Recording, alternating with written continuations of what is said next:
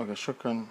Alhamdulillahi Rabbil Alameen. Wassalatu wassalam ala Imam al-Anbiya'i wal Mursaleen. Sayyidina Muhammad wa ala alihi wa sahbihi ajma'in. Allahumma arna al-haqqa haqqa wa razun atba'ah. Wa arna al-batila batila wa razun shnaba. Believing brothers and sisters in Islam, Assalamu alaikum wa rahmatullahi wa barakatuh. Welcome back to this, another of our sittings. We hope that today will be the last segment of our topic, Allah's blessings to mankind. The last time we were here, 13 blessings. So today we will be starting with the 14th blessing. So the 14th blessing is the blessing of hikmah. The 13th blessing is a blessing of knowledge, ilm.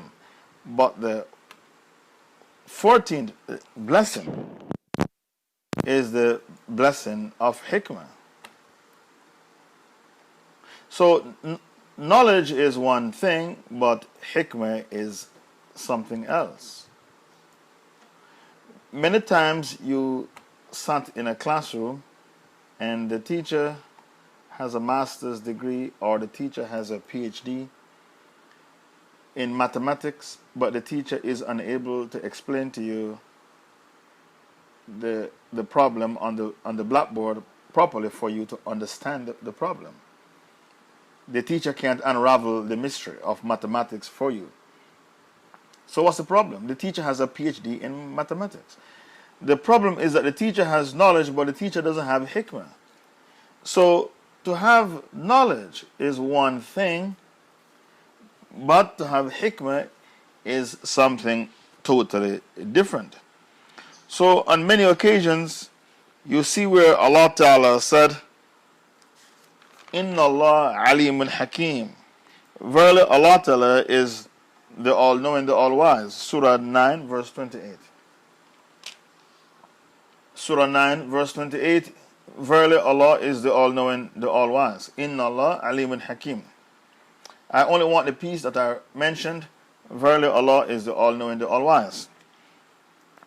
So why is it that whenever you read the Quran, on many occasions you see Allah mention, verily Allah is the knowledgeable, the wise? There's a reason for that. The reason is knowledge. You're taking notes. Knowledge without disaster is a recipe. Knowledge without hikmah is a recipe for disaster. The reason why Allah mentioned He is the all-knowing, the all-wise is because knowledge with no hikmah is a recipe for disaster. Knowledge without hikmah, hikmah, M-A-H, no, M-A-H.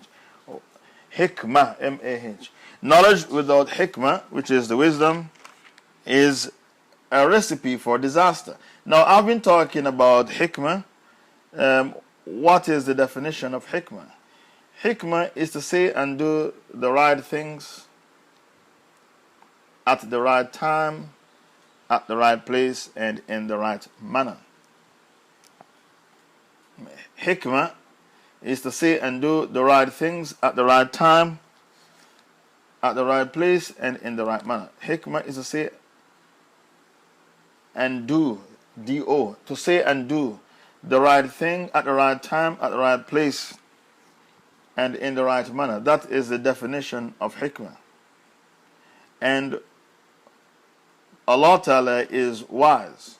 So because Allah is wise, to say and do the right thing at the right time, at the right place and in the right manner. The right place and the right manner. So when the Prophet was in Mecca, Allah revealed surahs of Tawheed. Allah revealed the surahs of Tawheed in Mecca. But when the Prophet migrated to Medina, Allah revealed surahs of Sharia. So why did Allah reveal surahs of Tawheed in Mecca, which was Dar al-Harb? But when the Prophet migrated to Medina, which was Dar al-Islam, Allah revealed the surahs of Sharia. Allah was using hikmah. And as a believer, you are supposed to follow this format. You invite to Tawheed in Dar al-Harb, and you invite to Sharia in Dar al-Islam. So a country like the UK and France and the USA, these countries are classified as Dar al-Harb. The UK, France, the USA, the EU in general. You are not supposed to invite to Sharia in these countries. You are supposed to invite to Tawheed. You have to follow the Sunnah of Allah. When the Prophet was sending Mu'adh ibn Jabal to Yemen, he said, you are going to come across people who are Ahlul Kitab. So make sure when you go to Yemen, you invite them, the first thing you invite them to is the Tawheed of Allah. Tawheed of Allah. Google that word, how it will come up. The first thing you should invite the people to, O Mu'adh, when you go to Yemen, is the Tawheed of Allah.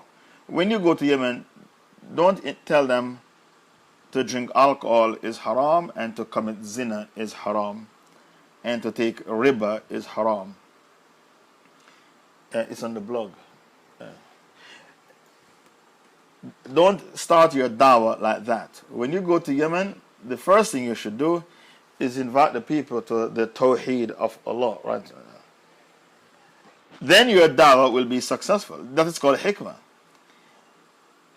Countries like the USA and the UK and France, Germany, they are just like the Meccan society or the Yemeni society before Islam came.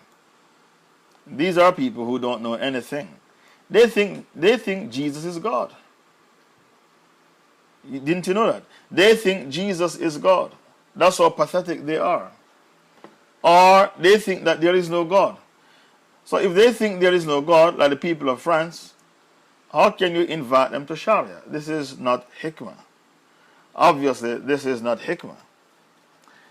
Narrated Ibn Abbas, when the Prophet sent Mu'adh to Yemen, he said to him, you are going to a nation from the people of the scripture, so let the first thing to which you invite them is the Tawheed of Allah. Yes, okay, where's the takhrij? Bring the takhrij. That's all I want. I don't want anything else. I want the takhrij, the volume and the page. Another example of hikmah, the companion of the Prophet, Abu Hurairah, said, I learned two types of knowledge from the Prophet. The first branch of the knowledge I told to you. The second branch of the knowledge, if I should tell you, my throat would be cut. So why Abu Hurairah, even though it is haram to withhold knowledge from the people, he chose not to tell the people some knowledge, because if he should tell them the knowledge, his throat would be cut. Why Abu Hurairah chose to withhold knowledge from the people? He chose to withhold knowledge because he was using hikmah. Many of you want me to talk about Dar al-Harb here on Pal Talk. It's not wise to talk about Dar al-Harb, the rules of Dar al-Harb. Because most of the Muslims, they love the kuffar and they can cope with the knowledge. Uthaymeen passed a fatwa saying, if the kafirs kill your women and children, you are allowed to kill their women and children to take revenge. Didn't you know that when Uthaymeen passed this fatwa, it's like he dropped a bomb in the community? Most Muslims couldn't cope with the fatwa of Uthaymeen. So if you can cope with the fatwa of Uthaymeen, why you want me to talk about Dar al-Harb? Because Dar al-Harb means there are rules and regulations that govern Dar al-Harb that and these rules don't govern Dar Islam, and there are things that you are allowed to do in Dar Harb that are quite shocking. I heard many people became very, very angry when they became introduced to the fatwa of Uthaymeen that you can kill the kuffar, women and children, to take revenge if they kill your women and children. It's a legitimate fatwa, and you can cope with the fatwa.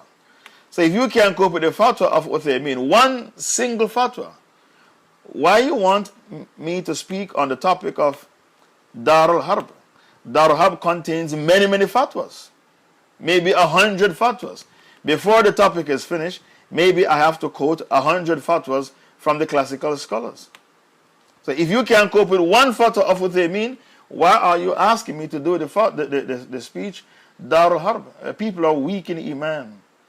They have the disease of hypocrisy in their hearts. So how can they cope with such a radical topic? Allah Ta'ala praise the people who use hikmah. So Allah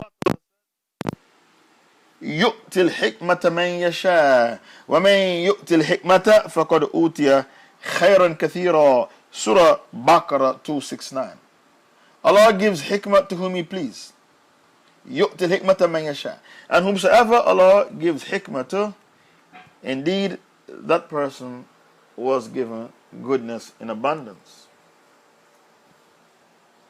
Allah Ta'ala gives hikmah to whom He please. يؤتي الحكمة من يشاء. And whomsoever Allah gives hikmah to, indeed that person was given wisdom in abundance. Allah said that the sunnah of the Prophet is hikmah. Allah said the Quran is the kitab, the book. But the hikmah is the sunnah. So the Prophet was extremely wise. One day a man came to the Prophet and asked him, "Can I kiss my wife when I'm fasting?" The Prophet said no. That was a young man. Then an old man asked the Prophet, "Can I kiss my wife?" And the Prophet said yes. So why the Prophet said to the young man, "You cannot kiss your wife"? No. But he said yes to the old man. It's called different strokes for different folks. Different strokes for different folks. Allah said that the sunnah of the Prophet is hikmah. Surah 62 verse 2. Surah 62 verse 2. هو الذي بعث في الأميين رسولا منهم يتلو عليهم آياته ويزكيهم ويعلمهم الكتاب والحكمة. Okay, thank you for the hadith. He it is that is sent among the unlettered ones, a Rasul, from themselves, reciting to them his verses, purifying them from kufr, shirk, and zandaqa, teaching them the kitab, and teaching them the hikmah. The hikmah which Allah is talking about in this ayah is the sunnah of the Prophet sallallahu alaihi wasallam.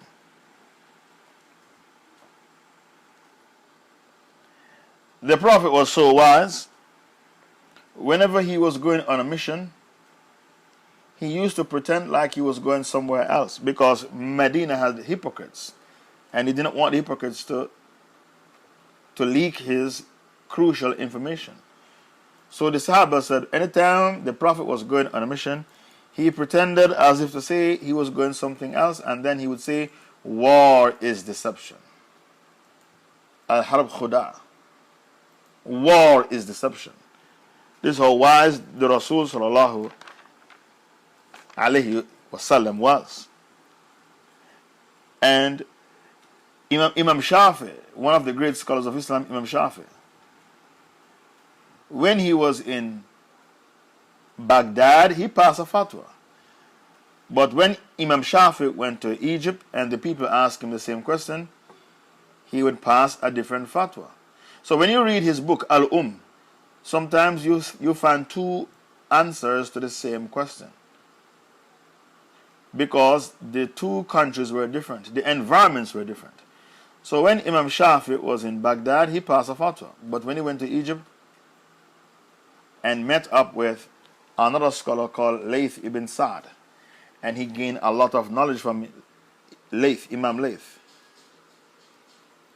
Layth ibn Sa'd.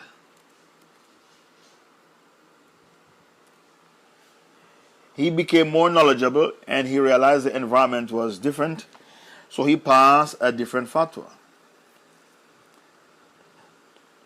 To memorize book knowledge doesn't make you a scholar.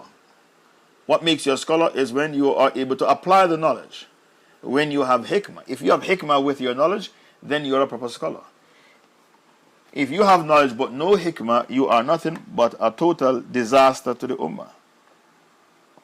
And the Rasul sallallahu alaihi wasallam said that my ummah will be destroyed at the hands of young, stupid men. Do you know that hadith? What the Rasul said, my ummah will be destroyed at the hands of young, stupid men. And all of them from Quraysh. The destruction of my ummah will be at the hands of young, stupid men from Quraysh.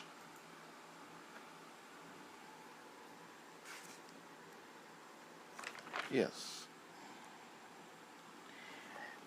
I'm here talking about hikmah, but at the end of the day, the Prophet said, or a Sahaba said, Ibn Masud said, when he was giving speeches on the minbar, wisdom begins with the fear of Allah. Or the peak of wisdom is to fear Allah. I'm here talking about hikmah. But the Sahabi, Ibn Masud, when he was on the minbar giving his khutbahs, what did he say?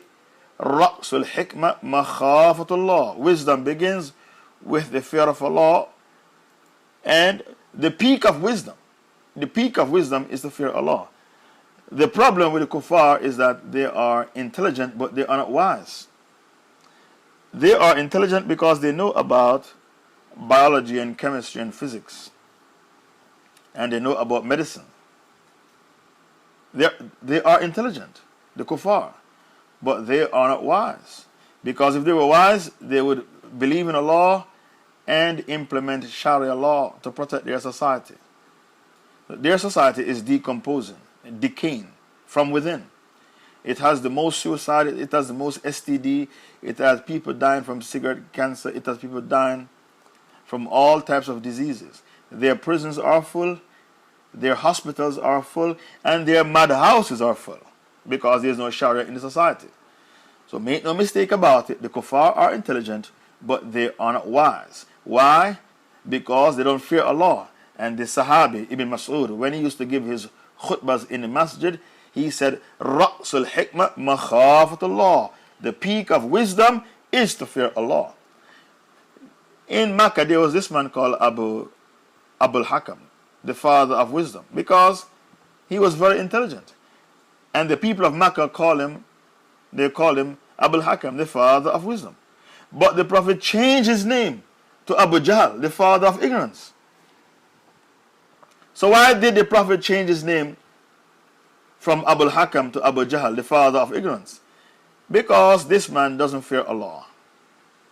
This man, even though he knew Muhammad was the messenger of Allah, he hung on to kufr and shirk in the name of tribalism. He said, my tribe used to be in competition with the tribe of Muhammad to see who will be the leader of Mecca.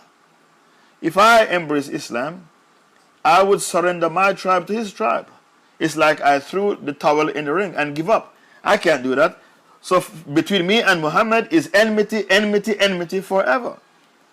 So he refused to believe in Islam in the name of tribalism. Now look at the Jews. The Jews, they are worse than Abu Jahl. Because Allah revealed the description of Muhammad in their book. And Allah said, when they see Muhammad, they are able to recognize Muhammad the way a father is able to recognize his own children. Baqarah 146. يَعْرِفُونَهُ كَمَا يَعْرِفُونَ أَبْنَاءَهُم. But the Jews, even though they are absolutely sure that Muhammad is the messenger of Allah, they refuse to believe in him. They refuse to follow him in the name of Asabiyah. Asabiyah means racism, tribalism, nationalism. They refuse to follow Muhammad in the name of Asabiyah. Muhammad is not a Jew, he's a Gentile. Muhammad is not from the lineage of Ishaq, our grandfather. Muhammad is from the lineage of Ismail. Because he is not from the lineage of Ishaq, our grandfather, we will never believe in him, we'll never follow him. So the Jews, they chose hellfire over paradise in the name of Asabiyah, in the name of racism. That is called stupidity. So the Jews might be intelligent, but they are not wise, because wisdom begins with the fear of Allah. So for Allah Ta'ala to bless you with hikmah, that is the ultimate blessing. The 15th blessing of Allah to mankind is good health. Number 15, good health. Your health is amana, a trust from Allah. Therefore, you are not supposed to abuse your health. My sheikhs in university told me, if a man die from cigarette smoking, the imam of the masjid cannot go to his janazah. The ordinary Muslims can pray over him, but not the imam of the masjid. The sheikh who told me this was Abdullah Tuwajiri, one of my favorite sheikhs. Abdullah Tuwajiri. I asked him why. He said because this man committed suicide by smoking cigarettes and died as a result of cigarette smoking. And when people committed suicide in the time of the Prophet didn't pray over them. But he did not stop the Sahabas from praying over them. Janazah. When a man commits suicide, that doesn't make him a kafir. Only the Khawarij believe suicide makes you a kafir. And if you read Bukhari, Sahih Bukhari, and it says when a man kills himself, he'll be in the hellfire forever. Bukhari said forever. Why they put forever in bracket? Because maybe he won't be in the hellfire forever. A person who commits suicide is not a kafir. It's only the Khawarij who believes he's a kafir. This is the Aqidah of Ahlul Sunnah wal Jama'ah. How do we know he's not a kafir? Because the Prophet did not stop the Sahabas from praying over those who commit suicide. He, the Prophet, refused to pray over them. But he used to say to his Sahabas, go and pray over your brother who committed suicide. If you don't look after your health, you committed suicide. People abuse their health with alcohol. If you drink alcohol, you're going to mash up your liver. Mash up, do you know that word? Mash up means to destroy. That's Jamaican English.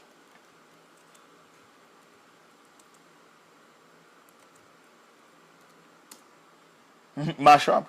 That's Jamaican English. If you drink alcohol, you're going to mash up your liver. You're going to die from liver failure. Ask any doctor or any nurse about this.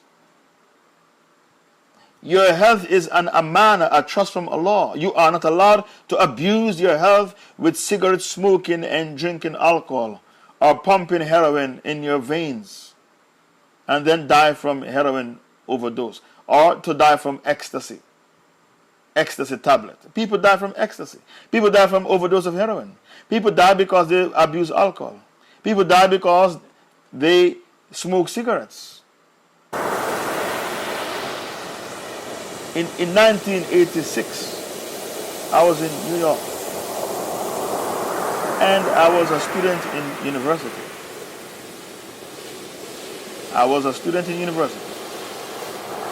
And somebody light up a cigarette in front of me and said, oh, it's such a wonderful feeling. My Matterhorn give me a wonderful feeling. That's the name of the cigarette, my Matterhorn. You know why he did that? Because he knew I was a student in Saudi Arabia, and the fatwa coming out of Saudi Arabia is that smoking is haram, while the fatwa coming out of Azhar is that smoking is makruh. So he was trying to have a go at me with his cigarette. Some 20 years later, when I asked, how is that, brother? They said, what brother? He's dead. How did he die? He died of cigarette smoking. The same person who light up in front of me, because he knew I was a student in Saudi Arabia, he was trying to have a go at me. Because he knew the fatwa coming out of Saudi Arabia is that smoking is haram. Not makruh, haram. How can smoking be makruh? Suicide is not makruh. Suicide is haram. When I ask about that brother, I say, what brother? He's dead. What killed him? He died of cigarette smoking. Lung cancer due to cigarette smoking. So your health is amana. The Caliph Harun al-Rashid had a doctor. And Harun al-Rashid became slightly ill. The doctor said to Harun al-Rashid, what will you do to get back your health if you should become terminally ill? Harun al-Rashid said, I'll give up all of my caliphate, my kingdom, to restore my health. Can you believe it? Harun al-Rashid was the caliph. He used to do Hajj 1 year, and the following year he would do jihad. Then he would stand on his veranda, and when he sees the rain clouds, he would say, fall wherever you want to fall. Because wherever you fall, your harvest is coming right here in my palace. That's how many land he would conquer. He would look at the rain cloud and say, fall wherever you want to fall. Because wherever you fall, your harvest is going to come right here in my palace. Because of the jizya the people are paying to me. When he became sick and he called his doctor, the doctor said to him, what are you prepared to give up to get back your health if you should become terminally ill? Harun al-Rashid said to the doctor, I am prepared to give up all of my caliphate if it means my health will be restored to me. So if you know that your health is so important, why then do you abuse your health with haram things? And you are not supposed to overeat. It is haram to be fat. It is haram to eat until you get fat. One day, Omar saw a man with a big belly. It's called the big belly hadith. You know the hadith? It is called the big belly hadith. Omar said, what is this? The man said, barakah. It is barakah. Omar said, this is not barakah. This is a curse from Allah. This is a punishment from Allah. Your big belly is a punishment. It's not barakah. It is haram to eat until you become fat. How do we know? Because Omar told the man, your big belly is nothing but a punishment from Allah. This is called the big belly hadith.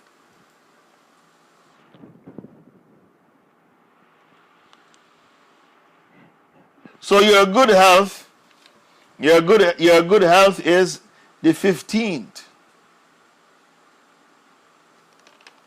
barakah from Allah Ta'ala. The 16th barakah is your wealth.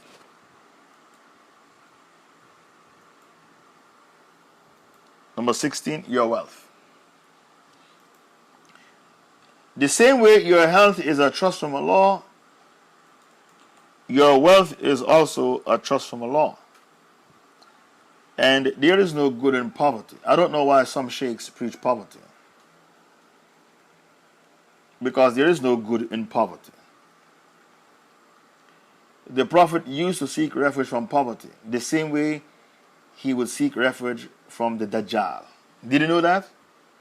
Maybe you can find that hadith. The Prophet used to seek refuge from poverty, the same way he would seek refuge from the Dajjal. There are thousands of Muslim prostitutes in India, in Pakistan, in Turkey, in Bangladesh, in Morocco, in Egypt, in Tunisia. Thousands of Muslim prostitutes. And they wear hijab. Why they have sunken to such a low level? Because of poverty. Poverty caused prostitution. Why would a woman jump in the car of a total stranger?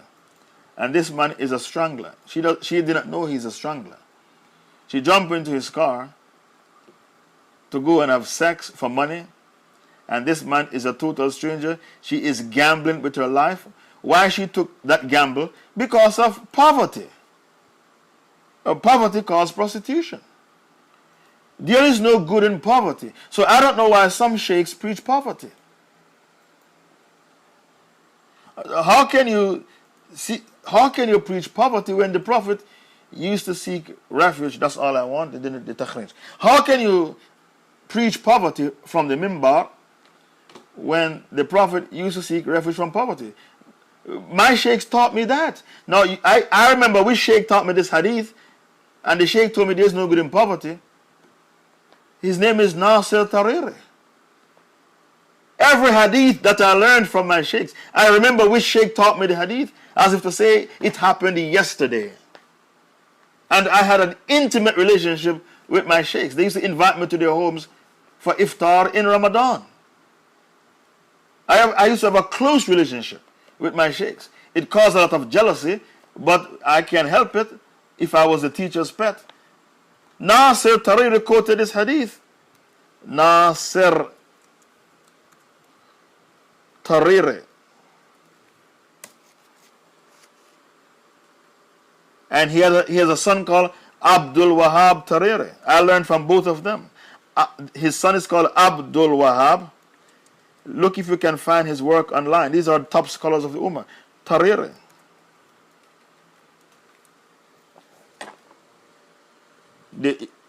Now Abdul Wahab is his son. I sat under both of them. He told me there is no good in poverty because the Prophet used to seek refuge from poverty. Then he quoted another hadith, poverty leads to kufr. Find that hadith. The Prophet said, poverty leads to kufr. When the Red Cross wants to spread Christianity in a country, would they go to a Muslim country like Brunei where everybody is rich? I have a student from Brunei and she has 50 cats. I said, where do you get the money from to feed 50 cats? How much it cost you? She said, it cost me $350 a week to feed my 50 cats. So I said, where do you get money from to feed those 50 cats? She said, my mother gives me the money. Both my parents are working and we are living a comfortable life. In Brunei, you don't pay to go to university the way you pay to go to university in the UK. In Saudi Arabia, you don't pay to go to university. There's no such thing called student loan. The government pay you to go to university. In Kuwait, you don't pay to go to university. They pay you to go to university. You understand that? Student loan and paying to go to university. That is a Jewish thing.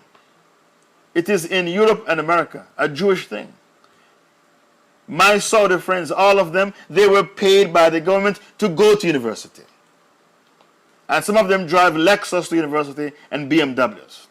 Same thing in Brunei. Same thing in Kuwait. In these Muslim countries, there's no such thing called student loan. If you want to study for your bachelor's, your master's, your PhD, go ahead. We will pay for you. You want to become doctor, PhD, go ahead. We'll pay you to go to university. That's what I saw when I was in Saudi. And it's the same system in Kuwait. Same system in Brunei. When the Christians want to convert people into Christianity, they don't choose rich Muslim countries to go to. They choose a country where the people are starving. Why? Because the hadith says what? Poverty leads to kufr. Look at the hadith. I learned that hadith from the same Sheikh, Nasir Tariri. Poverty leads to kufr. Al-Faqr yahdi il-kufr. Umar ibn al-Khattab said, if poverty was a man, I would have killed him with my two hands. This hadith is in a rare book. It's not in Bukhari, but look for the hadith. What Omar said, if poverty was a man, I would have killed him with my two hands. There is no good in poverty. So I don't know why some sheikhs like to preach poverty from the minbar. And all these countries with Muslim prostitutes. India, Pakistan. In Pakistan, there is even a place called Hira Mandi, the diamonds market in Lahore, which all prostitutes. Ziaul Haq tried to close it down. The president of Pakistan, Ziaul Haq, tried to close it down. He could not, because the prostitutes said, we are Shiites. We are Shiites, and in our religion, we can get married for 1 hour. According to the Shiite religion, we can get married for 1 hour. So he couldn't close it down. His hands were tied. All these countries where you have millions of Muslim prostitutes is because of poverty. There is absolutely no good in poverty. If there was any good in poverty, why the shaitan used poverty as his weapon? Did you find the hadith? Okay, leave the hadith alone. It's in a real book. Not every hadith I learned from my sheikhs, you can find it on Google. Omar said, if poverty was a man, I would have killed him with my 2 hands. Some of the hadiths are in a rare book. I think this one is in Ad-Dar Qatni, not even Bukhari nor Muslim. If poverty was any good, why the shaitan use poverty as his weapon? His ultimate weapon is poverty. Allah said, Ash-shaytanu ya'idukum al-faqra wa ya'murukum bil-fahsha. Baqarah 268. The shaitan threatens you with poverty, and then he commands you to do the most shameful deeds. The Prophet said, you will not be able to enter paradise until you are asked about 4 things. Your health, how did you use it? Your knowledge, how did you use your knowledge? Your wealth, how did you earn your wealth and how did you spend it? And the 4th, your youth, that precious time in your life, how did you use your youth? You won't be able to enter paradise until you give account for these 4 things. It's called the hisab. Your youth, how did you use your youth? Your wealth, how did you earn your wealth and how did you spend it? Your health, what did you use your health for? Your knowledge, your Islamic knowledge, how did you utilize your knowledge? Did you use your knowledge to guide the ummah, or you use your knowledge to cement the thrones of the apostate leaders? How did you utilize your Islamic knowledge? You will never be able to enter the paradise until you give account for these things. His life, how he spent it, and his knowledge, what did he use it for, and his wealth, where he earned it and how he spent it. On your body, how did you utilize your body? Some people utilize their body to spread the dawah, to fight on the battlefield. Some people utilize their body to fight against Islam. Allah said, the iron that he sent down, the hadid. Allah said, the iron I sent down, the hadid. I sent it down from the sky. Some people use the iron for an army to fight for Allah, and some people use the iron as an army to fight against Allah, like the Pharaoh. His army was to fight against Allah. So Allah said that the iron which is sent down from the sky, it's a test. The iron is a fitna. If your army fights for Allah, jihad, you pass the test. If your army is a crusading army, you're crusaders, like the Russians in Syria, using the iron to fight against Allah, you have failed the test miserably. The 17th gift of Allah Ta'ala, the 17th barakah of Allah to the ummah is time.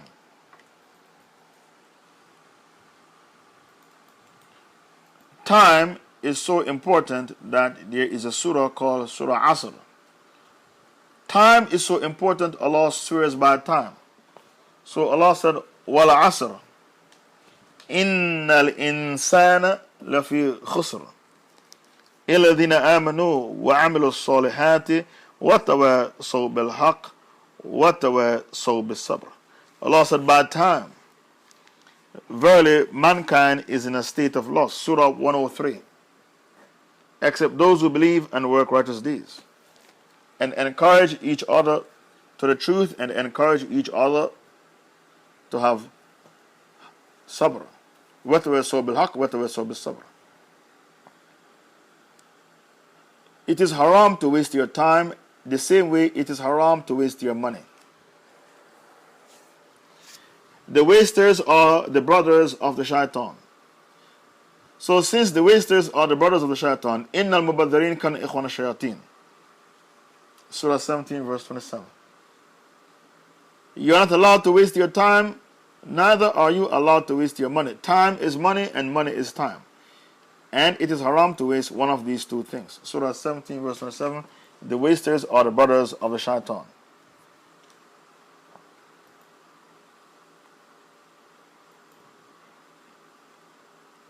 In another hadith, Hadith Qudsi, Allah said, mankind continues to abuse me by abusing time, and I am time. In my hand is a night and a day. I turn them over. When I read this hadith, I didn't understand the hadith. I have to confess, I didn't understand it. So I had to approach my sheikhs and said, explain this hadith. Mankind continues to abuse me by abusing time, and I am time. In my hand is a night and a day. The hadith means you look at yourself in the mirror and you realize that you have white beard. You are not as you used to be. You are not yourself when you were 20, because you are now 50. You lost some of your teeth. You have wrinkles. So you start to curse time. Look what time has done to me. Look what time has done to me. The son of Adam abused time. Yes. Look what 50 years have done to me. I've now become a grandfather. I'm impotent. I have white beard. I am this, I am that. This is the meaning of the hadith. Or you compare yourself, you have a photograph of yourself when you were 16-year-olds. And then you have another photograph when you become 60 years old. From 16 to 60. And you look at the vast difference in your face. And then you start to curse time. Look what time has done to me. I've become a great grandfather. I have a white beard. I have wrinkles. I've lost most of my teeth. This is the meaning of the hadith. Mankind continues to abuse me by abusing time, and I am time. Because it is haram to waste time, you are not allowed to beat around the bush. Did you hear that? Because it is haram to waste time, you are not allowed to beat around the bush. When someone asks you a question, you should speak straight to the point. And don't mess the person around. Don't mess about. Always speak straight to the point. Because Allah says, يَذِنَ آمَنُوا اتَّقُوا اللَّهَ وَقُولُوا قَوْلًا سَدِيدًا. O you believe, fear Allah, and whenever you speak, always speak straight to the point. يُصْلِحْ لَكُمْ أَعْمَالَكُمْ وَيَغْفِرْ لَكُمْ ذُنُوبَكُمْ. Allah will make your deeds good, and Allah Ta'ala will forgive you of all your sins. This is Surah 33.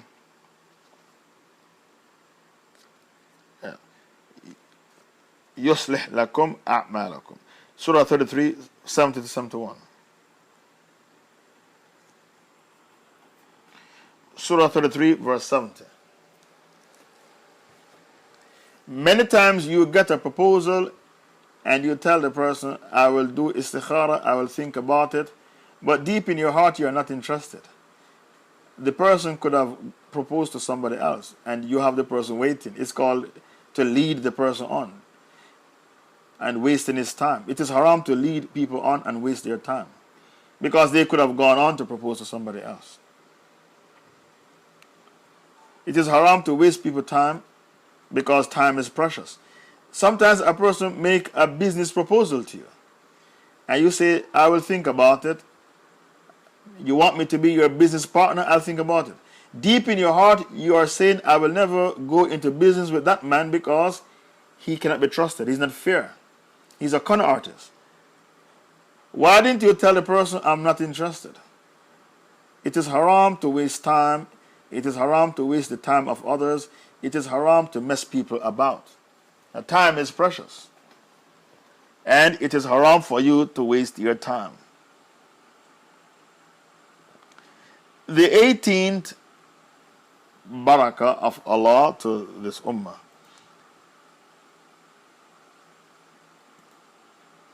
is firasa.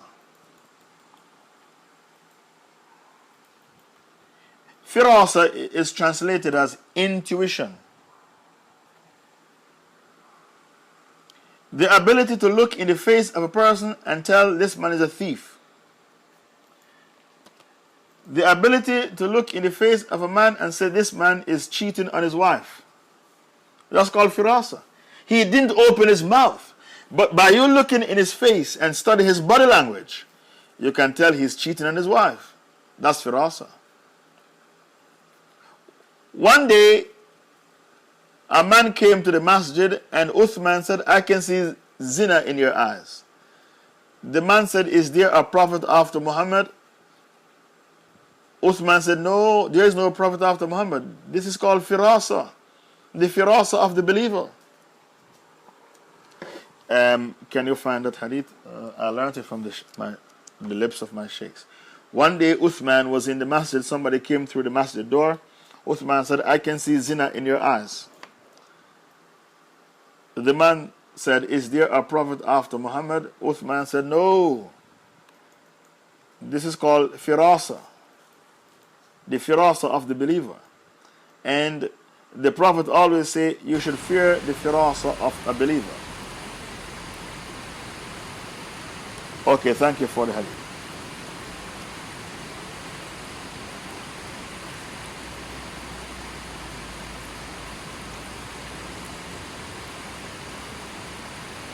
Okay, thank you for the hadith, Ibn Qayyim al-Jawziyah. Yes, I can see zina in your eyes. He said, is there a prophet after Muhammad? Is there revelation coming down? Uthman said, no, it's the firasa of the believer. If you are blessed with firasa, this is a great barakah. Because many of you, you get conned, lock, stock, and barrel. Some of you got conned out of your entire life savings. I met Muslims who got conned out of their entire life savings. There was a man who used to come to this room. I said, brother, you have been coming to this room for 5 years. You haven't donated. What's your problem?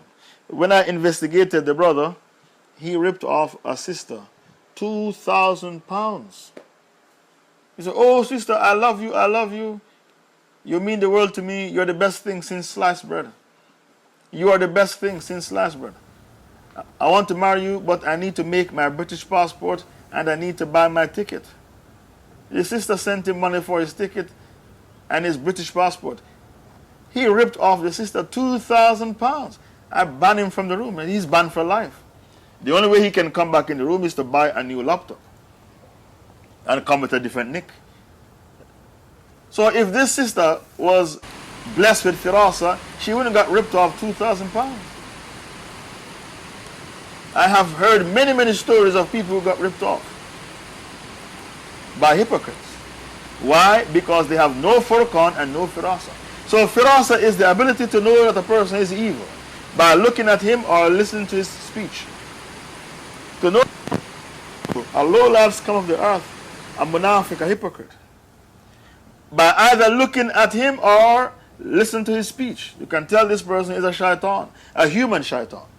That is firasa. I would be happy if all of you are blessed with firasa because I don't want you to get bitten. You need to have furqan and firasa. Furqan is the ability to judge between the good from the bad, the pure from the corrupted, the truth from the falsehood, the noble from the ignoble, the decent from the indecent. That is called the furqan. So furqan and firasa are quite similar. But firasa is when you are able to study the body language of a person and his face. Sometimes a person sends you a photograph And just by the photograph that the person sent you, you can tell this person is a shaitan. Just from the photograph. If you can tell a person is a shaitan just by looking at his photograph, then Allah bless you with firasa. That is a great barakah from Allah. So firasa is more fine-tuned than furqan. Because furqan, you have to mix with the person to know if he's good or bad. You may have to mix with him for 1 day, 2 days, 3 days, or 1 week to know if he's good or bad. Firasa means you just look at him. He didn't open his mouth. You just look at him. And you can tell something is wrong with this person. You study his body language. And from his body language, you can tell this person isn't right. This person is a spy. If you see a person come to your masjid, and he makes wudu, and he washed the right hand before the left hand, or he washed the left foot before he washed the right foot, that's a spy. He can't make wudu because he's a spy. The FBI sent him to infiltrate your masjid, or the CIA, the MI6, MI5. That's a spy. According to Ahmad ibn Hanbal, if you come to the masjid to make wudu and you wash your left foot before the right foot, you have no wudu because you didn't follow the format. You didn't follow the format. Because you washed the left foot before the right foot. If you are praying in the masjid and you see a man, he put the left hand over the right hand on the chest. That's a spy. No Muslim pray like that. The left hand over the right hand on the chest. That's not salah. That's a spy. Because when the kuffar sent him to spy on you, they did not teach him how to pray salah properly. So he stands up to pray. And how did he stand up to pray? He put the left hand over the right hand on the chest. That's a spy. So you need to be sharp. You need to have firasa. Because the Rasul said a believer is shrewd, sharp, and careful. A believer is what? The Prophet said a believer is shrewd, sharp, and careful. In another hadith, a believer is not bitten in the same hole twice.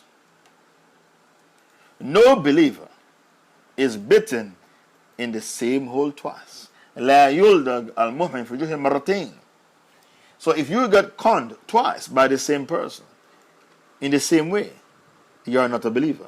I'm not making takfir on you. I'm not saying you're a kafir. I'm saying you are not a mu'min. You are a Muslim but not a mu'min. So don't think I'm making takfir. When the Prophet said a man is not a mu'min when he's committing fornication with the girl, it's not takfir. Don't think the Prophet made takfir on the man who is fornicating with the girl. The Prophet said he's not a mu'min. What the Prophet meant, he's still a Muslim, but he's not a mu'min. A mu'min is a level above the Muslim. Because a Muslim is a person who believes in Islam, but he may have weaknesses that are major, like zina and khamr. That's the Muslim.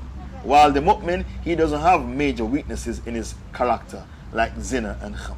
A mu'min is on another level completely. A completely different level. That's the mu'min.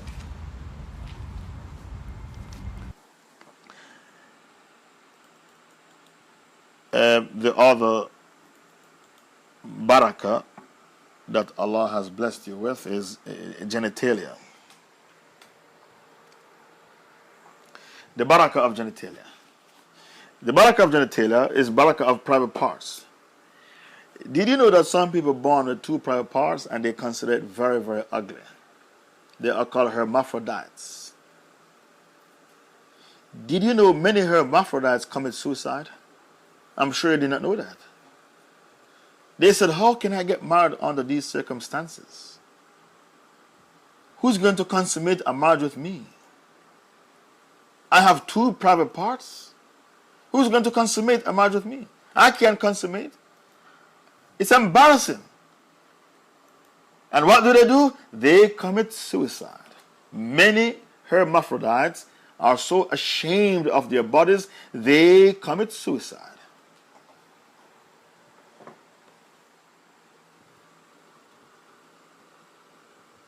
So for you to be born normally, don't take it for granted. Don't be ungrateful to Allah. You are able to propose to a girl with no fear. Why? Because you are a normal man. And you, the woman, you can accept a proposal with no fear because you are a normal woman. So you don't care, you can accept a proposal if there's chemistry. You're not allowed to marry without chemistry, by the way. Chemistry is a physical attraction. It's makruh to marry without chemistry. So why is it that you, the man, you can propose to a girl with no fear? Because you are normal. You're not a hermaphrodite. And you, the girl, why you can accept a proposal with no fear? You can accept a proposal with no fear because you are not a hermaphrodite. You are normal. You're normal. So you are a normal person, yet you take it for granted. Look how ungrateful you are to Allah. Do you say Alhamdulillah, you were born as a normal person? Many of you did not say that. Many of you didn't say Alhamdulillah.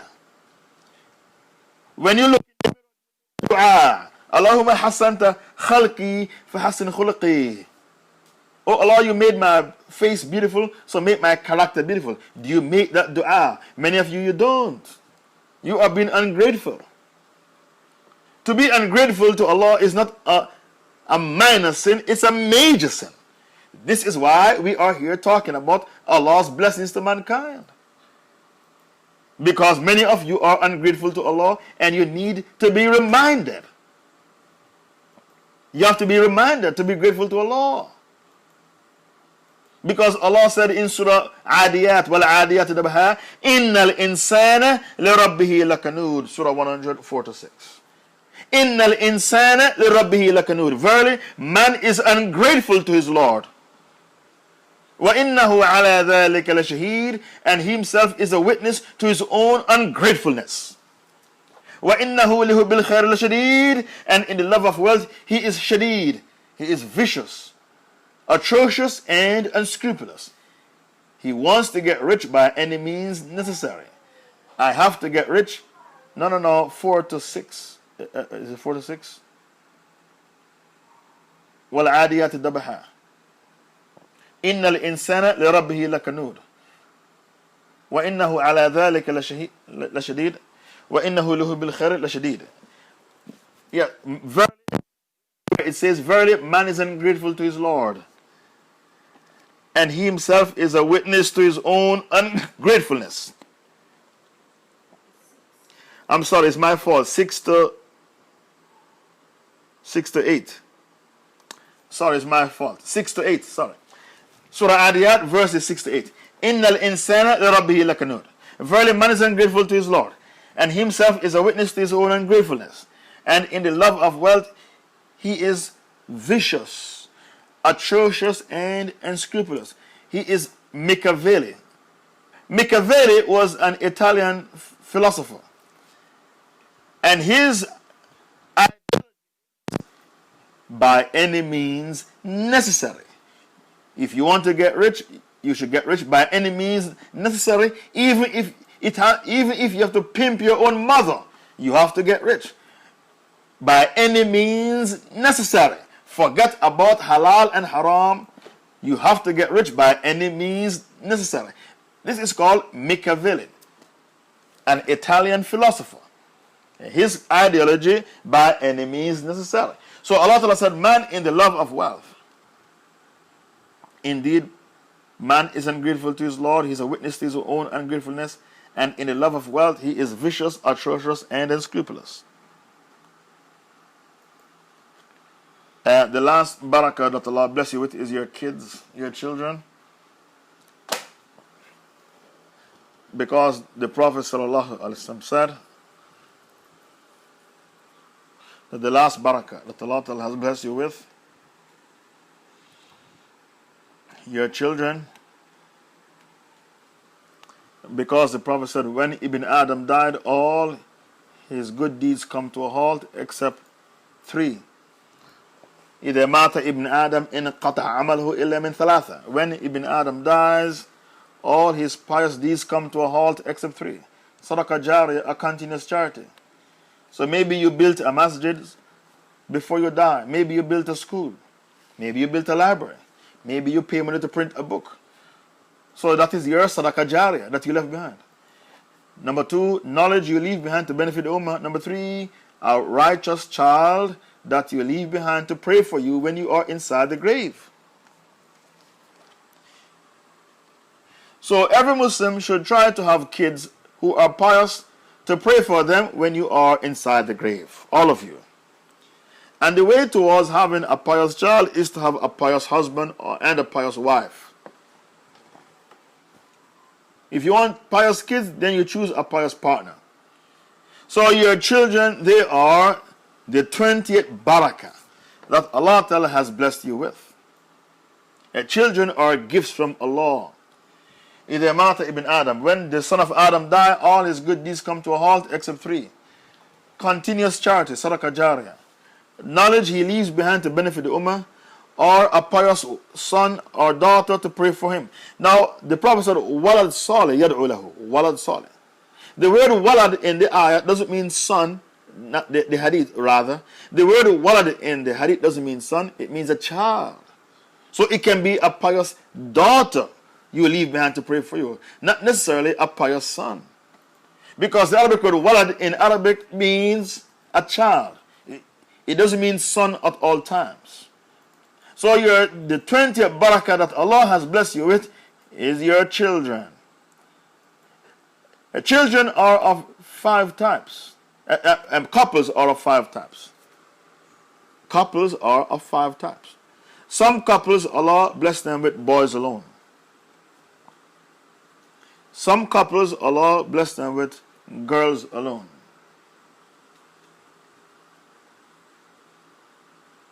Some couples, Allah bless them with boys and girls.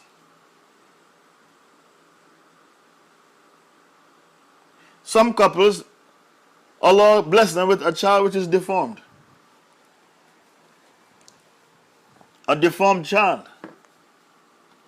Some couples are made barren. Some couples are made barren. The biggest fitna is to have a deformed child. To be barren is a fitna, and to have a deformed child is also a fitna. I have seen, when I was on tour of my 12-nation African tour, I was in South Africa, I saw a man who apostated from Islam because he had a deformed child. He couldn't cope with it. Then I came back to the UK. I was in South Africa, and a man became a kafir because he had a deformed child. He couldn't cope with it. So why did Allah do that to me? Then I came back to the UK, and what happened? A British soldier killed his deformed child, and the judge did not lock him up because his barrister said he was in the Iraq war, he saw a lot of killing, he's suffering from post-traumatic stress disorder. My client is not as a normal man. He saw a lot of killing on the battlefield. He is stressed out. So the case should be dismissed against my client on the grounds of diminished responsibility. And the judge said to the man, go home. You have no case to answer. He killed his child because his child was deformed. And the judge said, go home. You have no case to answer. He did not lock him up in prison. To have a deformed child is a big, big fitna. Not everybody can cope with that fitna. Because when you have a deformed child, you are given a death sentence. The deformed child will make you age rapidly and make you become sick. Looking after sick people make you become sick. When you look after sick people, you become sick. This is why Dr. Shipman killed 500 of his patients. And he thought he was doing a favor to the family. He killed 500 of his patients. They call him the doctor of death. Where's the link? Dr. Shipman. The doctor of death. He killed them because he thought he was the angel of death. He had a complex. He thought he was Malak al-Maut, the angel of death. And the British government knew he was killing all these people, but they turned a blind eye. Because when you look after sick people, you become sick. When you look after a deformed child, you become deformed. This is the biggest fitna, to have a deformed child. You may suffer a mental depression just looking after a deformed child. It's better for you to leave that child into some homes. If you have a deformed child, leave them in a home. Don't have them in your home. Put them in a home for deformed kids. That's what I told a student of mine from the USA who has a deformed child. Put the child in a home. Don't have the child in your home. It's too stressful to look after a deformed child. Let the people who have a hospital for deformed children or a home, let them look after that deformed child. Don't have it in your home. It's too difficult. You'll be depressed and stressed out. These are the 20 barakah that Allah has blessed you with. There are many barakah. I could make it 100 barakah, but I prefer to stop here out of mercy for you. I'll take 5 questions in regards to the dars you have just heard.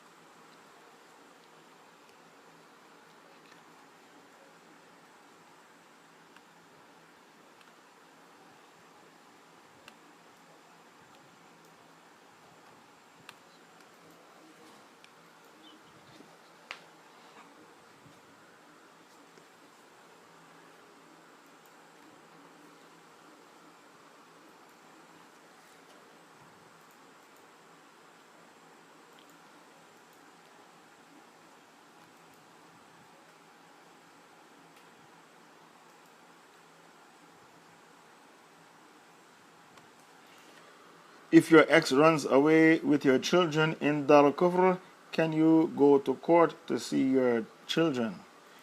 Your children, they are your lineage. And it is important to have contact with your children so that they will be brought up as Muslims. And many of you live in Dar al-Kufr and you propose to Kafir women, or women who are weak. And the reason why you propose to these women is because they are pretty. And you forget about the taqwa. And then these women bring your children up to be rebellious to Quran and Sunnah. They might even bring your children up to hate Islam and to hate you. In the lecture, I told you that when you want to have pious children, the first thing you do is to choose a pious partner.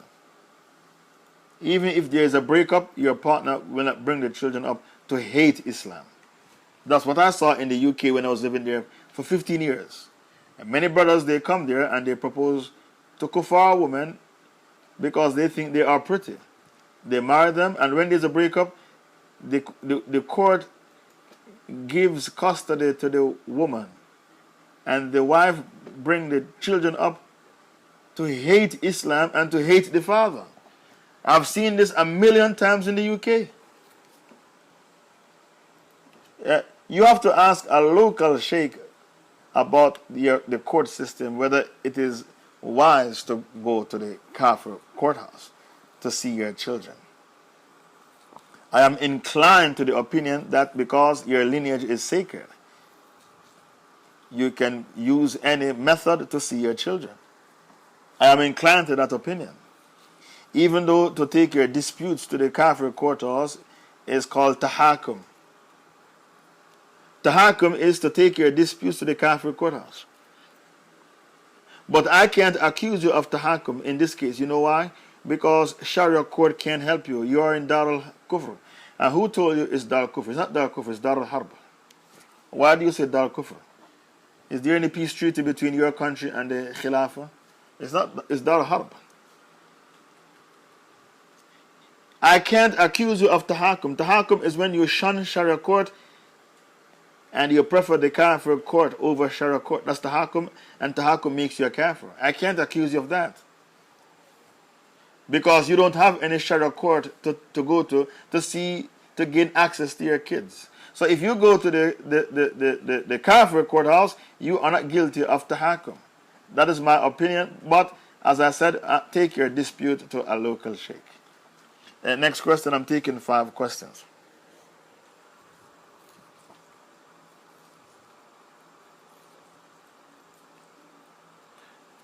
Tahakum 1K.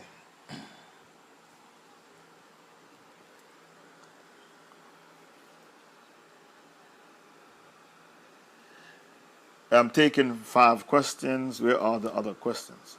Your children are sacred. You have 6 sacred things. Do you know the 6 sacred things? I hope all of you in the room know your 6 sacred things. Your life, dam. Your wealth. Your izzah. Your lineage. Your akal and your deen.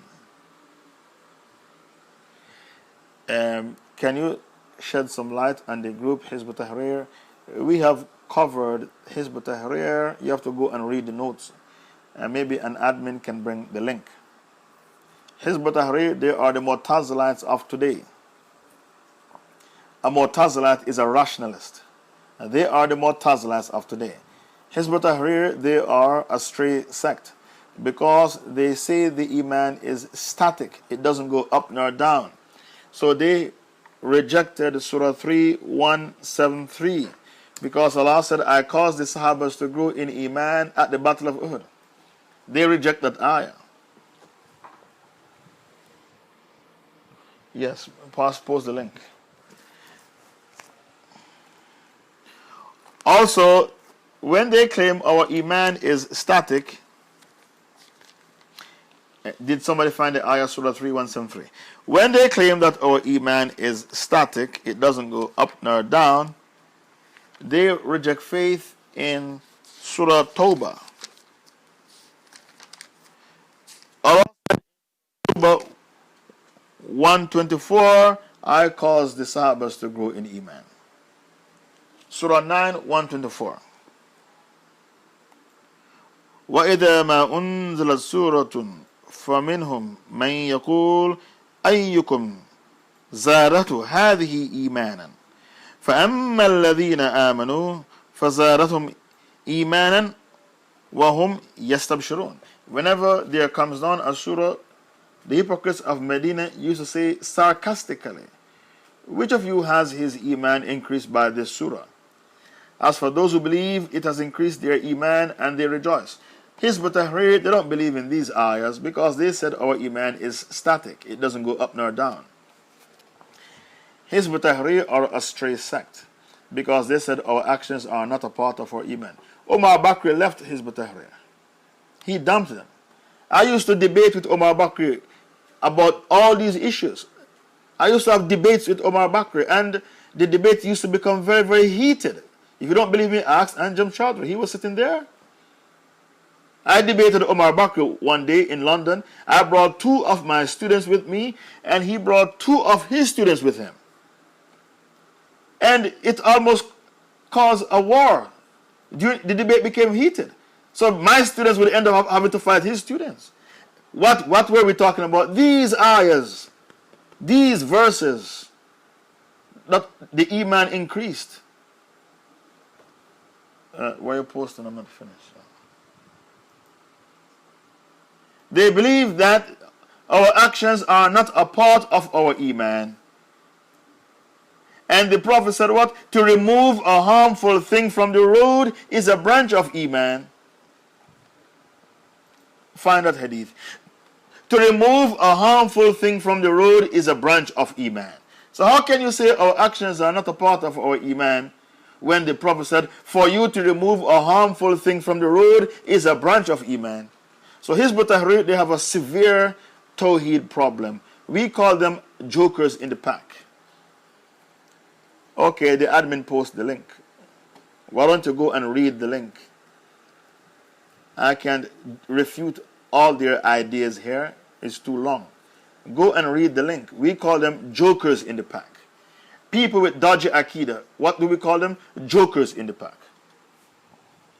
Even the Madkhalis, we call them jokers in the pack. Because they say the leaders who dismantle the Sharia are believers perfect in Iman. Forget about the Sharia, think about yourself. Because when you dismantle the Sharia, it's a minor kufr, it's not a major kufr. And you're allowed to spy for the FBI and the CIA because we are helping the kuffar to catch the Khawarij. We are helping, that's the Aqidah of the Saudi Salafis, the Madkhalis. We call them jokers in the pack because they are trying to change Islam to cement the thrones of the apostate leaders. They don't practice kufr bi-taghut, they are in bed with the taghut. And if you don't reject the taghut, you are not a Muslim. Not until you reject the taghut, you are not a Muslim.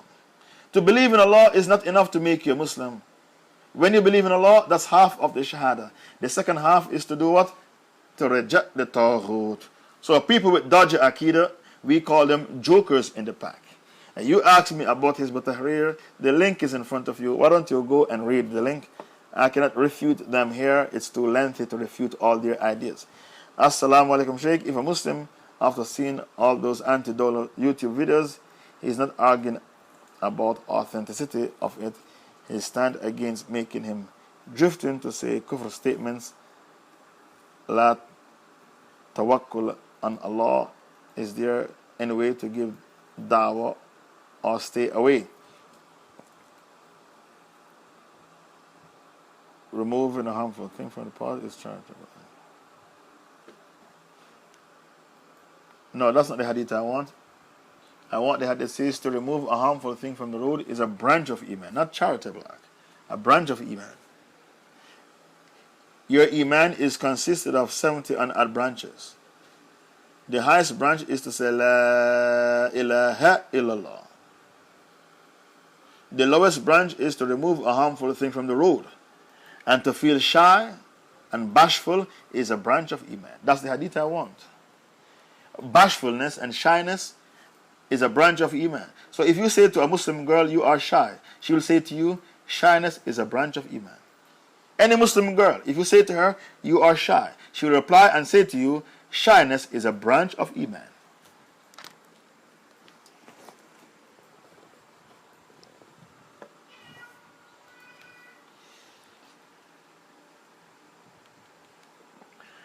The English-speaking sheikhs don't accept the dollar. Mufti Menk reject the dollar. Bilal Phillips reject the dollar.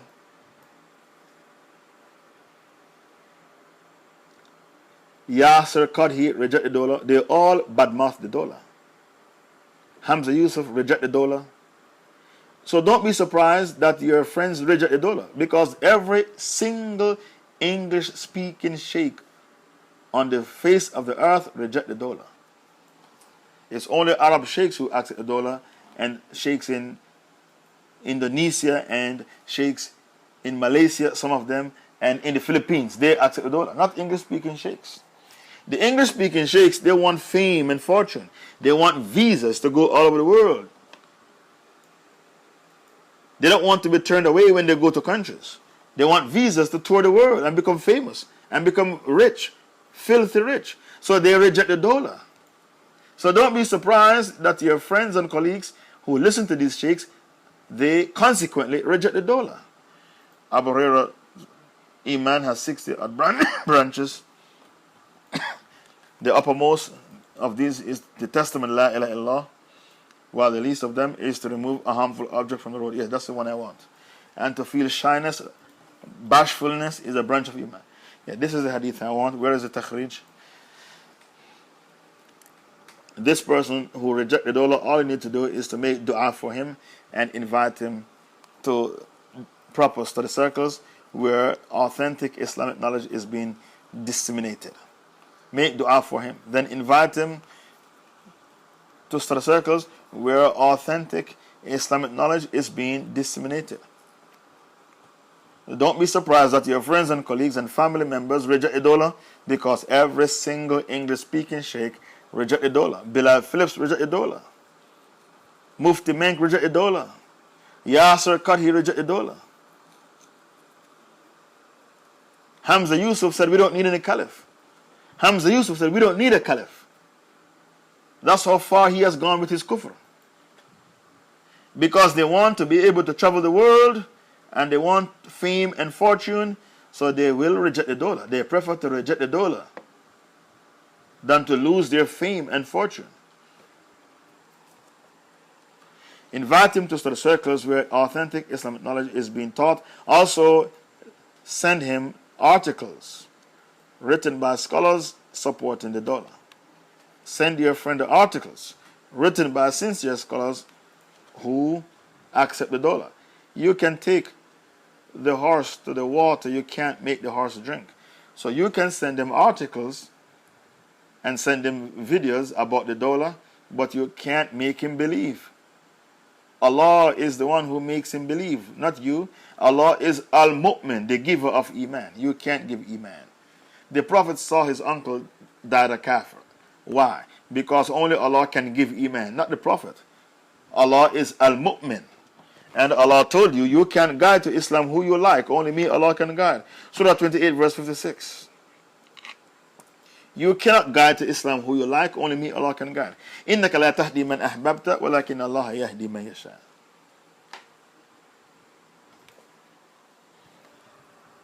I did not say every English-speaking sheikh is a kafir. Don't put words in my mouth. I said every single English-speaking sheikh rejected dollar because they want visas to travel the world and they want fame and fortune.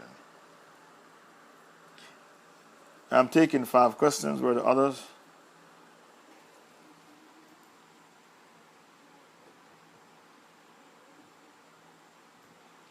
I said Surah 28, verse 56. A very famous ayah. إِنَّكَ لَا تَهْدِي مَنْ أَحْبَبْتَ وَلَكِنَّ اللَّهَ يَهْدِي مَنْ يَشَاءُ. Allah sent the ayah down when the Prophet uncle died a kafir. Surah 28, verse 56. I even wrote the ayah on the board that I want. Can you do abortion if you're pregnant with deformed child? Whenever a Muslim woman is pregnant, she doesn't have to give birth to the child. She can abort the child because abortion is halal. This is Hanbali fiqh. This is Hanbali fiqh. Whenever a Muslim woman is pregnant, she doesn't have to give birth to the child. It's her choice to give birth to the child or not, because abortion is halal before 6 weeks. Abortion is halal before 6 weeks. Apparently, one of my friends in the UK, the doctor told him to abort the child, abort the child, abort the child. He's Indian. He's Indian, his wife is Indian. It's deformed, the child is deformed. And he refused to abort the child. And when the child was born, a perfect child. Even I used to play with the child when I was in the UK. A boy. A perfect child. So these doctors, they are guessing. They don't know what they're talking about. Sometimes when they say the child is deformed, the child is not deformed. They are guessing. They don't know what they are talking about. If you have a deformed child, it's better you leave the child in a home for deformed kids. Don't take the child home because it's too stressful to look after a deformed child.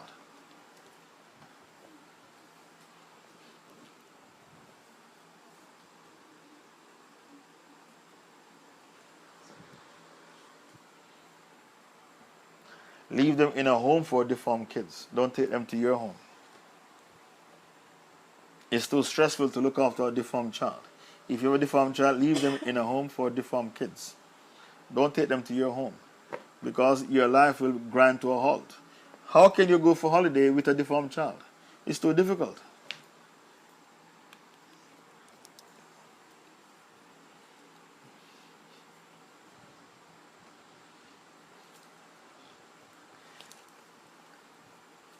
And the reason why I specify it's Hanbali fiqh that abortion is halal is because the other imams, they didn't agree.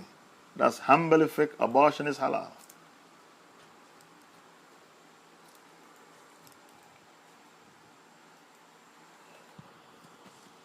If someone says that Asra al-Miraj was astral projection or sort of a dream, is this kufr? It's not kufr, it's just deviancy. Some people say Al-Isra wal-Miraj was a dream. That's the Mu'tazilite view. And the Qadianis say it's a dream as well.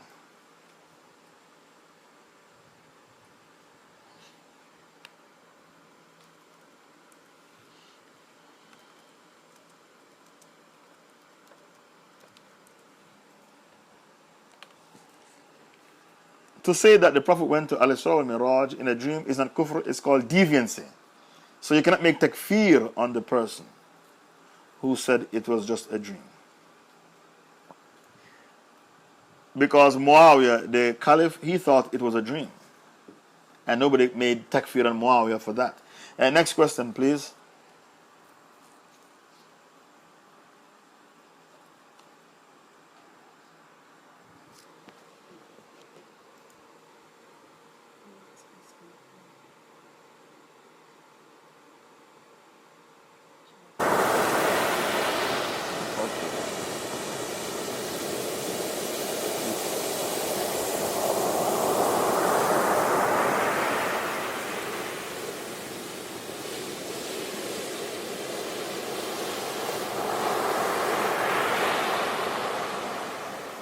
Can you explain how the Mujahideen and the Dawla are a barakah?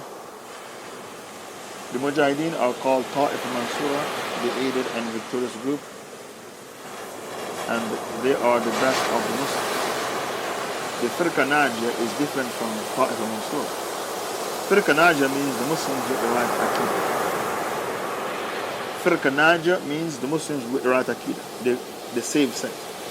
But from them, from the Firqa Najiyah, you have an elite group, the fighting force, and they are called the Ta'ifa Mansura. So the Ta'ifa Mansura, the Mujahideen, they are the best of Muslims. And because of that, when they die, their souls are in the bodies of green birds. Their souls are in the bodies of green birds. Ta'ifa, yeah, Mansura. They are the Mujahideen. The Ta'ifa Mansura are the Mujahideen. The battle between truth and falsehood is a never-ending battle. You know why? Because in life you have two hizb. Hizbullah and Hizb Shaitan. Allah told you that in life you will have two hizb. You have Hizbullah and you have Hizb Shaitan. So because you have two hizb, Hizbullah and Hizb Shaitan, Hizbullah, Surah 5,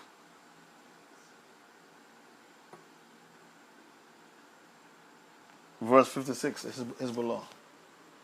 Surah 5, verse 56, Allah spoke about Hizbullah, the party of Allah. Surah 5, verse 56, Allah spoke about Hizbullah. They are the party of Allah. Because in life you'll always have two Hizbullah and Hizb Shaitan. The battle between H-I-Z is Z, not S. Hizbullah. The battle between truth and falsehood is a never-ending battle.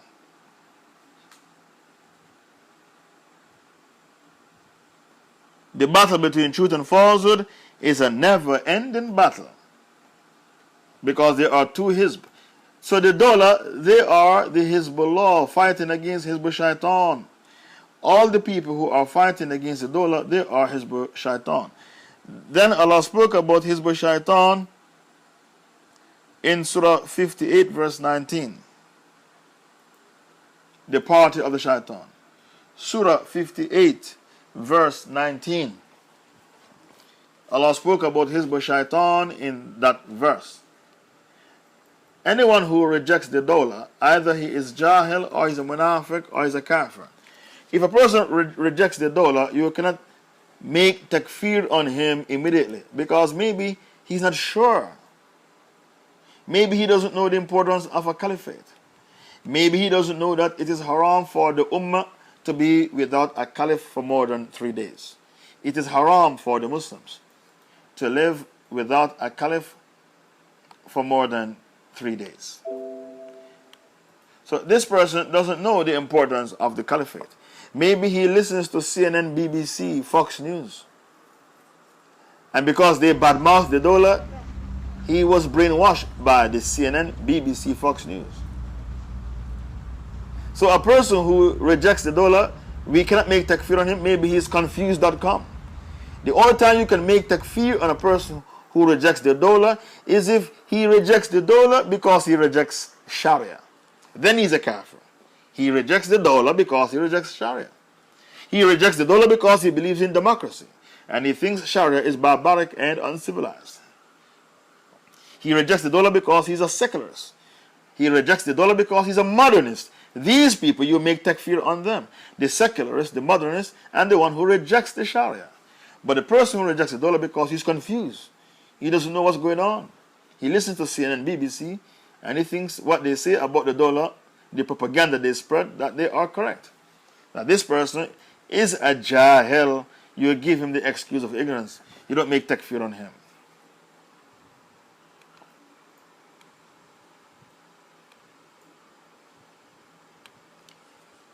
But the dollar is a barakah. Why? Because when Muslims are oppressed in the West, they have a safe haven to go to. A whole family from Bradford, Pakistani family, went to the dollar. Then a whole family from Luton, Bengali family, they packed up and went to the dollar. What the Kafirs don't like is that they say our country is paradise on earth. Europe and America is paradise on earth. Everybody in the world wants to come to Europe and America. When you turn your back on their country, they can't cope with it. Because you prove their narrative to be false. Your country is paradise on earth. Why are you stopping many Muslims from leaving your country to go and live in the dollar? When you go and live in the dollar, it's a slap in the face for them. Because you prove their narrative to be false. If your country was paradise, why is it that Obama said every year 10,500 Americans are killed with guns? And then he said more are killed with guns than September 11. More Americans are killed with guns than September 11. You talk about Muslims killing Muslims, look at your own country. Your president is crying. He said, I want to reform the gun laws to save American lives, but I can't. The gun lobby is too strong. More Americans are being killed by a gun than those who were killed on September 11. Only 3,000 killed on September 11. But every year, 10,500 are killed with violent crimes. Your country is not paradise on earth. Don't forget your country produced Rosemary West, Fred West. The woman who used to adopt kids and kill them and put them in the fridge. Deep freeze. Rosemary West, Fred West. Your country produced Myra Hindley. Your country produced Dr. Shipman. He killed 500 of his patients with morphine. Your country produced Ted Bundy. Your country produced the most serial killers. Don't take my word for it. Go and do your own research. The country that produced the most serial killers, the USA, the United Snakes of America, they have the most serial killers. Brutal serial killers who killed 50, 100 victims. And the reason why they have so many serial killers is because of narcissism. If a man got rejected by a woman who had blue eyes and blonde hair, he go looking for every woman with blue eyes and blonde hair and kill them. A serial killer who can't accept rejection. Narcissism. If you do a search, a Google search, the countries with the most promiscuous women, it will be Kafir countries. The countries where people abuse alcohol the most, Kafir countries. The countries with the most child prostitution, Kafir countries. The countries where people commit suicide the most. You talk about everybody wants to come to your country. Why your country, they commit suicide the most?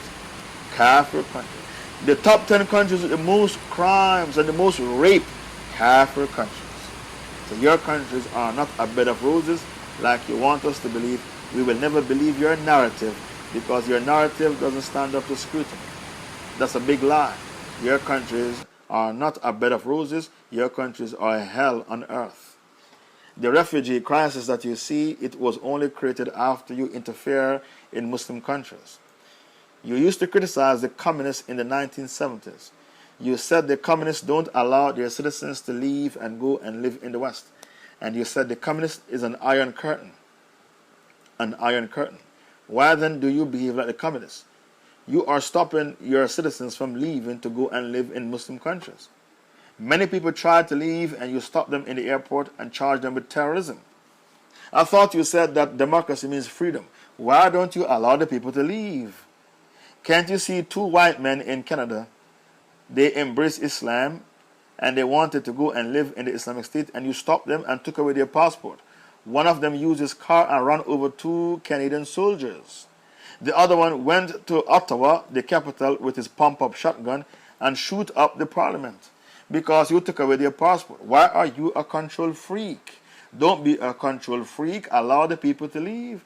Not everybody wants to live in the West. Some people want to live in Syria because when Jesus comes back, Jesus will be in Syria. He is going to land in Syria. That's why they want to go to Syria.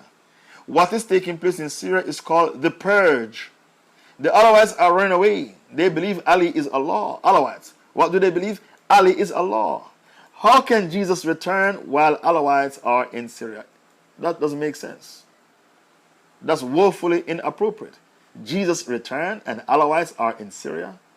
People believe Ali is Allah. That's woefully inappropriate. So the Alawites are running away to Europe. They belong in Europe, not in the Middle East. You believe Ali is Allah. Go and live in Europe, not in the Middle East. Because when the Dawla captures your village, your town, you the Alawites, they are going to behead you. Either you become a Muslim or face beheading. You are a Shiite, an extreme Shiite. You are not a Muslim. We will never accept you as Muslims. What does Islam say about personal disorders or mental disorders? We have covered the topic in details. But I will answer you with an ayah from the Holy Quran, or 2 ayahs, or even 3 ayahs. Allah said about personality disorders and mental disorders, وَمَنْ عَارَضَ عَنْ ذِكْرِي فَإِنَّ لَهُ مَعِيشَةً ضَنْكًا, Surah 20, 124 to 126. If you abstain from my dhikr, my book, I will make sure you live a life of mental depression. Ma'ishatan danka. A wretched life, a miserable life. So people who are suffering from personality disorders, mental disorders, they have turned their back on the book of Allah. They don't practice Islam. So because of that, they are suffering from mental disorder, personality disorder. Don't forget Allah said, when good comes, it's from Allah. When bad comes, it's your own doings. Surah 4:79. Okay, let the person finish posting the ayah. No, I said 124. Surah Taha 124, not that ayah. I even wrote the ayah I wanted. Surah 20, 124. وَمَنْ عَارَرَ عَنْ ذِكْرِي فَإِنَّ لَهُ مَعِيشَةً دَنْكًا وَنَحْشُرُ يَوْمَ الْقِيَامَةِ أَعْمَى. Anybody who abstains from my dhikr, I make sure he lives a miserable life, a life of hardship. And on the day of recompense, I will raise him up blind. He will say, my Lord, why did you raise me up blind? In the dunya I could see. Allah will say, our revelation came to you and you turned a blind eye to them. So because of that, today on Judgment Day, we treat you in the same manner. We raise you up blind.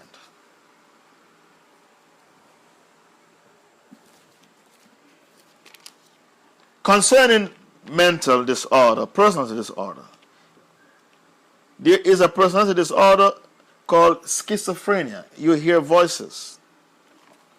Schizophrenia. You hear the voice of the shaitan telling you to do crazy things. Did you know that Allah addressed this issue in the Quran? Schizophrenia. Surah 43, verse 36.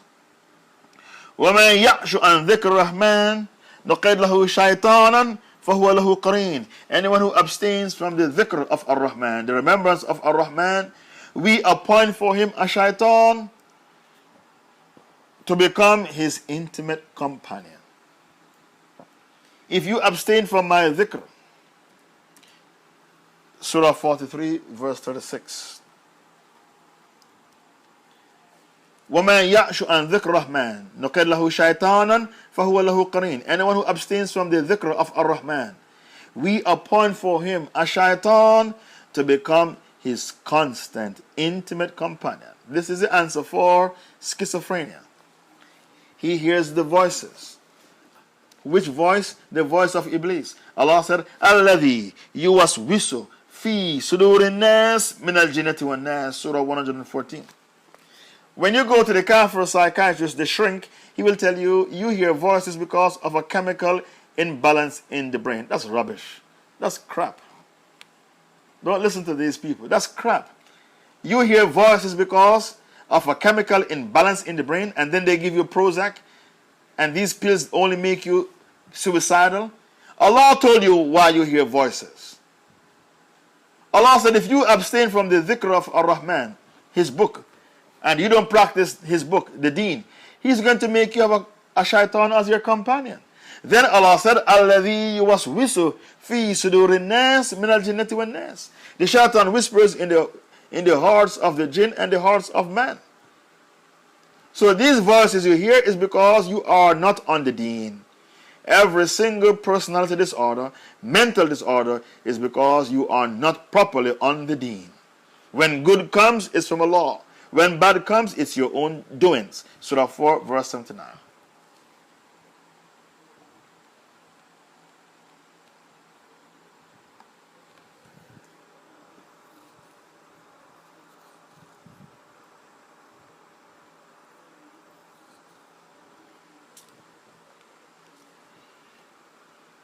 That was the last question, it seems. I don't see any more questions.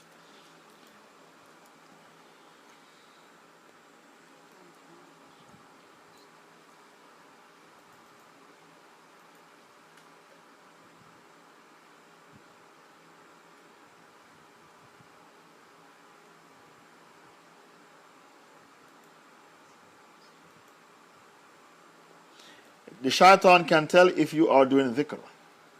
Listen carefully.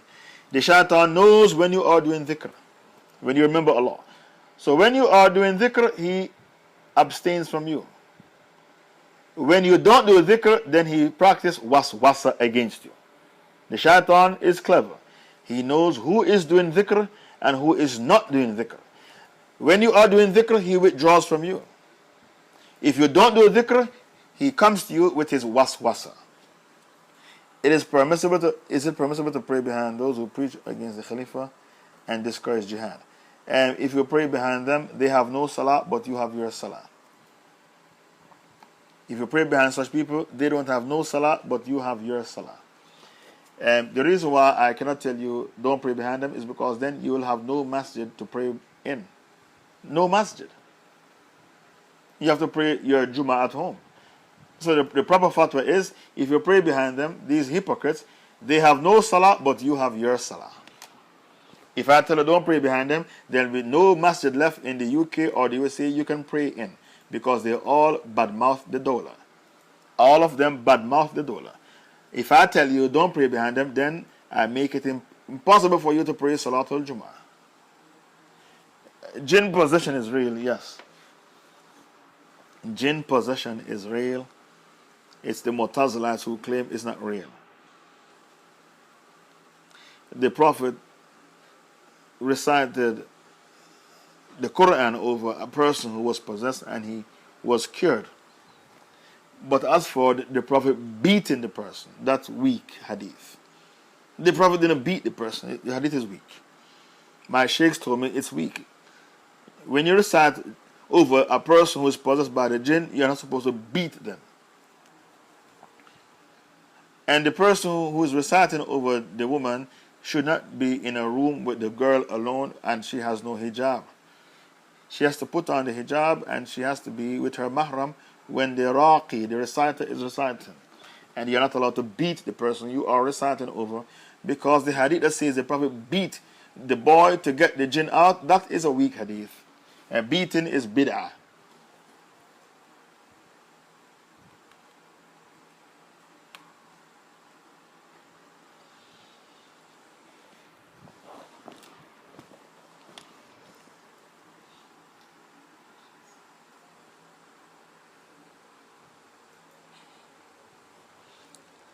That was the last question. I would like to thank Authentic 19 for the notes. I would like to thank Authentic 6 for posting the hujjah. Subhanakallahumma wa bihamdik, ashhadu an la ilaha illa anta, astaghfiruka wa atubu ilaik. Our next dars will be on Wednesday, inshallah ta'ala. And please look out for the poster. Sheikh Musa Sarantonia is speaking English and he supports the dollar. Yes. Musa Sarantonia, he speaks English and he supports the dollar. I stand corrected. We have an English speaking sheikh who supports the dollar. I stand corrected. I will now relinquish the mic. Please donate generously to the Dawah's effort. Qareen means the jinn. Qareen means a jinn who is with you and tempts you to do haram. If you have a companion who is a human being, it's called Khalil. Khalil means a human friend, and the Qareen is the companion from the jinn who tempts you to do haram things.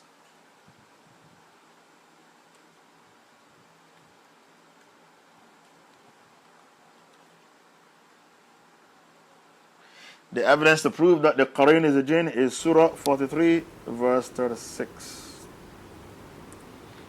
Surah 43, verse 36, Allah said the Qareen is the jinn.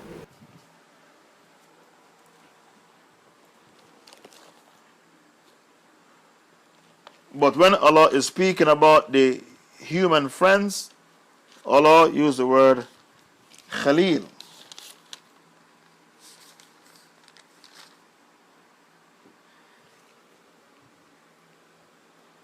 Is that clear? In the same surah, Surah 43, Allah used the word Qareen and Khalil. Qareen for the jinn, Khalil for the man, the human friend. So Allah said, all the friends will become enemies at each other's throat. Surah 43, verse 67. Al-akhilla yawma idhin ba'duhum libad adu illa al-muttaqeen.